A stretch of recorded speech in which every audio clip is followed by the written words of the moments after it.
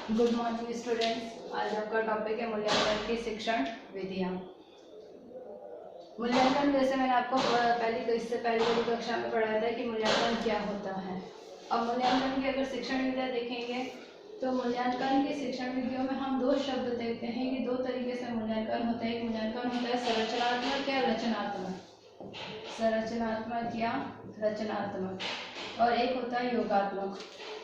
संरचनात्मक और रचनात्मक मूल्यांकन जिसमें शिक्षण या शैक्षिक प्रक्रिया के प्रारंभ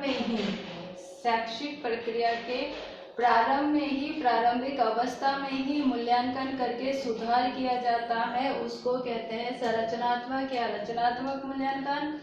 योगात्मक शब्द से ही पता पड़ रहा है कि किसी भी शैक्षिक या शिक्षण प्रक्रिया के अंत में जो अंक प्राप्त होते हैं उसके आधार पर सुधार किया जाता है, उसे योगात्मक मूल्यांकन कहते हैं। संरचनात्मक मूल्यांकन हम कक्षा जब बीच में मतलब 6 महीने या 1 महीने के बाद में जब हमने पढ़ा दिया, शिक्षण प्रक्रिया करा दी और उसके बाद में जब हम बालकों में सुधार प्रारंभिक अवस्था में ही हम उसका कोई किसी के आधार पर कोई टेस्ट ले रहे हैं और जो उसके आधार पर जो भी हमें स्थिति पता पड़ रही है हम उस आधार पर क्या कर रहे हैं, प्रारंभिक अवस्था में ही उसका में सुधार कर रहे हैं। और योगात्मक जब हमारा पूरा सत्र समाप्त हो गया, शिक्षण प्रक्रिया का एक सत्र समाप्त होने के बाद में हमने जो भी परीक्षा ली उसके बाद में जो अंक प्राप्त हुए उसके बाद में फिर हम उन अंकों के आधार पर हमने उसमें सुधार करेंगे तो वो होगा योगात्मक मूल्यांकन। मूल्यांकन की मुख्य रूप से प्रविधियां डॉक्टर डी.एन. श्रीवास्तव ने दी हैं। Doctor DN. श्रीवास्तव ने दी है। Doctor DN. श्रीवास्तव ने मुख्य प्रविधियां जो बताई है गुणात्मक और मात्रात्मक। जो गुणात्मक गुणों के आधार पर, गुणात्मक प्रविधियों में मौखिक, लिखित, प्रायोगिक, संचय आलेख और जांच सूची आती है। और मात्रात्मक जो संख्या पर आधारित हो, जो किस पर आधारित है, संख्या पर आधारित होती है। निरीक्षण विधि, क्रम निर्धारण, मापनीय और वस्तुनिष्ठ। इन्हीं प्रविधियों को संक्षिप्त रूप में अलग से वापस से डॉक्टर डी.एन. श्रीवास्तव ने बताया है कि मूल्यांकन की जो प्रविधियां हैं वो कौन कौन सी होनी चाहिए। तो मूल्यांकन की प्रविधियों को 4 भागों में बांटा गया है। परीक्षण क्रिया, स्वयं आलेख उपकरण, निरीक्षणात्मक उपकरण, प्रक्षेपी विधियां। अब सबसे पहले आती है परीक्षण क्रियाएं। परीक्षण क्रियाओं को 3 भागों में बांटा गया है।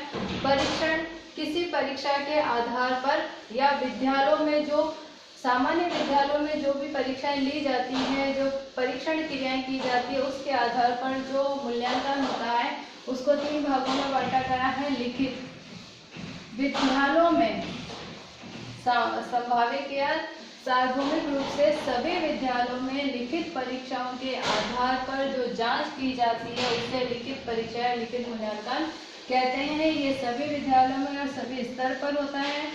मौखिक मूल्यांकन या मौखिक परीक्षण कुछ प्रारंभिक या हम कह सकते हैं प्राथमिक स्तर पर ज़्यादा लिया जाता है और हम उसके बाद चले तो मौखिक रूप से जो होता है वो प्राथमिक स्तर पर ज़्यादा होता है, उसके बाद में ये धीरे धीरे कम होता जाता है। प्रायोगिक उच्च प्राथमिक स्तर या उच्च स्तर पर इसकी प्रक्रिया धीरे धीरे बढ़ती जाती है। तो शिक्षण प्रक्रिया में जो प्रारंभिक स्तर से लेकर उच्च शिक्षण संस्थानों में ये तीनों ही परीक्षण क्रियाएं चलती है, लिखित, मौखिक और प्रायोगिक। दूसरी है स्वयं आलेख उपकरण। स्वयं आलेख उपकरण में पहली आती है साक्षात्कार। साक्षात्कार शब्द 2 शब्दों से मिलकर बना है, इंटर प्लस व्यू। इंटर का मतलब होता है अंदर की तरफ और व्यू का मतलब हुआ है देखना। तो अंदर देखना ही साक्षात्कार कहलाता है।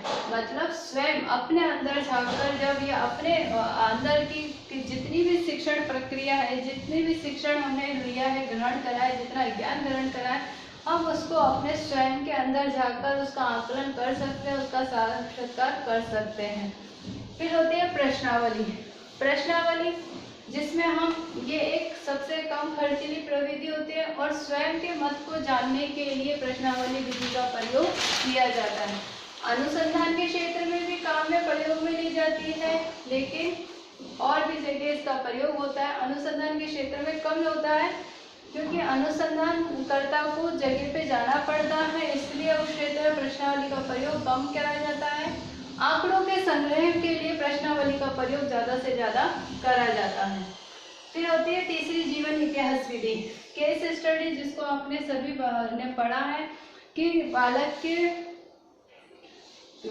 के जीवन से संबंधित पूरे उसके बारे में जानकारी प्राप्त करना, इतिहास से संबंधित, उसके माता पिता के घर के, उसकी आर्थिक स्थिति के बारे में, उसके व्यवसाय परिवार के व्यवसाय के बारे में, शैक्षिक स्तर के बारे में, सारी चीज़ों के बारे में जो जानकारी प्राप्त की जाती है उसे कहते हैं जीवन इतिहास विधि। अनुसूची उपकरण अनुसंधानकर्ताओं को ज़्यादा उपयोग में लेते हैं। अनुसंधान समस्या से संबंधित जो चयन किया जाता है और उससे संबंधित जो आंकड़ों का संग्रह करना होता है वो अनुसूची के आधार पर किया जाता है। अनुसूची का प्रयोग अनुसंधान के क्षेत्र में ज़्यादा किया जाता है। फिर तीसरी होती है निरीक्षणात्मक उपकरण। निरीक्षणात्मक उपकरण में पहली होती है जांच सूची। जांच सूची में कुछ शब्दों का या कुछ चीज़ों का कई सारे प्रश्न दे रखे होते हैं। उन प्रश्न का उत्तर स्वयं के मत के अनुसार निरीक्षक करता सिर्फ एक चीज के आधार पर इस तरीके से टिक लगा देगा और कि स्वयं के मत के आधार पर निरीक्षक करता है, जांच करता है कि ये सही है या गलत है। समाजमिति, बालक के अंतर संबंधों की या अंतः प्रक्रिया की जांच करना। कक्ष में समाजमिति विधि का प्रयोग ज्यादा होता है क्योंकि कक्ष अध्यापन में ही अंतः संबंध क्रियाओं के में जानकारी पता होती है। फिर होती है चौथी प्रक्षेपी विधि। प्रक्षेपी विधि का प्रयोग हरमन रौशार्ड ने किया है।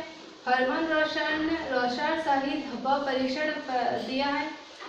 इस पर परीक्षण को आपने बीएड फर्स्ट ईयर के फर्स्ट पेपर में भी पढ़ा होगा, मनोविज्ञान के पेपर में भी।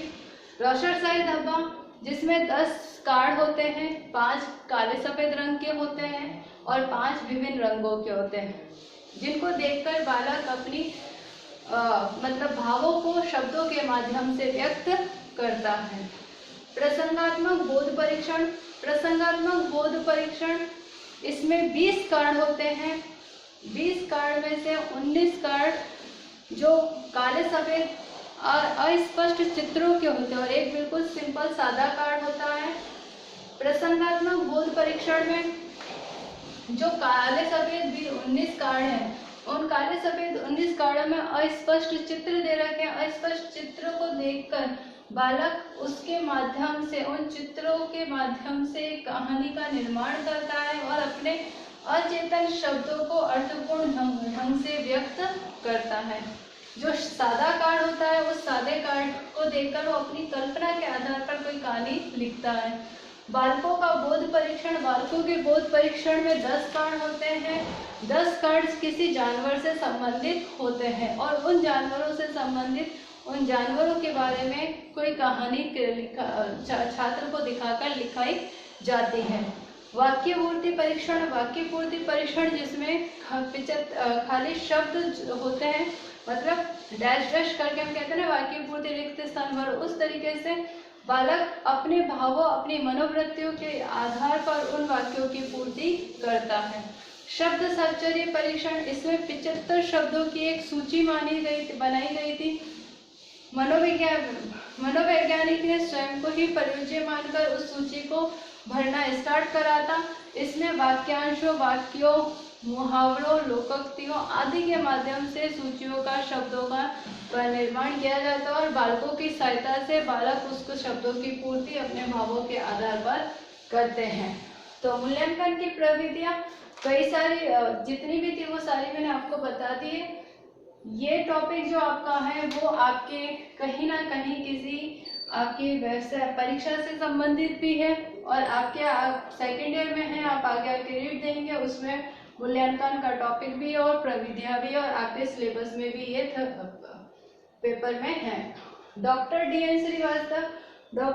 श्रीवास्तव ने ही कौन सी पुस्तक बताई थी? असेसमेंट ऑफ लर्निंग लिखी है। Doctor DN. श्रीवास्तव ने जो अपनी एक पुस्तक लिखी है वो क्या है, अधिगम के लिए आकलन, और उन्हीं ने ही उसमें मूल्यांकन और मूल्यांकन की प्रविधियां बताई हैं। इससे रिलेटेड जितनी भी आपको इन्फॉर्मेशन है, नोट्स है, आपको PDF में सेंड कर दूँगी।